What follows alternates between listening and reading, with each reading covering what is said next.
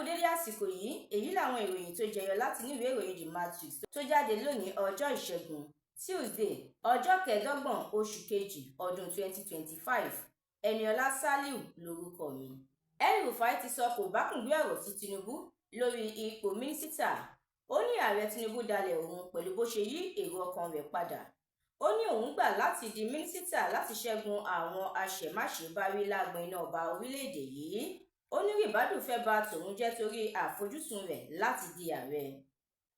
Ààrẹ Tinubu ti gba Ayédatiwa nímọ̀ràn láti lo ipò rẹ̀ gẹ́gẹ́ bí gómìnà tuntun ìpínlẹ̀ Ondo láti sin àwọn ènìyàn bó ti yẹ. Bákan náà ló tún yan Àjùlọ gẹ́gẹ́ bí adájọ́ àgbà.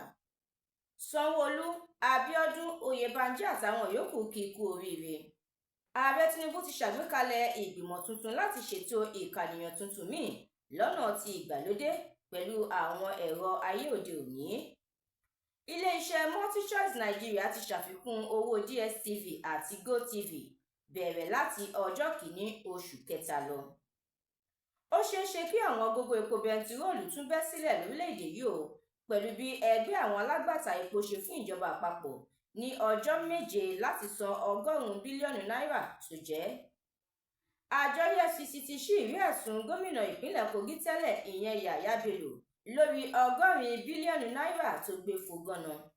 Àwọn alága ìjọba ìbílẹ̀ ní ìpínlẹ̀ Ọ̀ṣun tí wọ́n jẹ́ ọmọ ẹgbẹ́ òṣèlú APC ti padà sí ọ́fíìsì kó wá wọn. Wọ́n fún àwọn òṣìṣẹ́ wọn ní ọjọ́ 7 láti padà sẹ́nu iṣẹ́. Ìròyìn amúlùúdùn. Portable ti kéde àwo orin rẹ̀ tuntun tó pè ní Ògo Wanted pẹ̀lú bó ṣe ń fojú winá òfin lọ́wọ́ láti ọ̀dọ̀ ìjọba ìpínlẹ̀ Ògùn.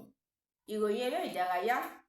Ìṣẹ̀lẹ̀ burúkú ṣẹlẹ̀ pẹ̀lú bí agbábọ́ọ̀lù ọmọ orílẹ̀-èdè Nàìjíríà Abubakar Lawal ṣe jábọ́ láti orí ilé alájà mẹ́ta kan tó sì kú lórílẹ̀-èdè Uganda. Ẹ̀kúnrẹ́rẹ́ àwọn ìròyìn yìí àtàwọn ìròyìn míì lẹ́ ó láǹfààní láti jẹ̀gbádùn tẹ́ bá darapọ̀ tẹ́ sì tẹ̀lé The Matrix lórí Facebook, Instagram, TikTok, YouTube àti X. Àdúrà Mọ́mi Balógun ló ṣe òǹgbùfọ̀ ìròyìn yìí. Ẹniọlá Sàlíù lórúkọ mi.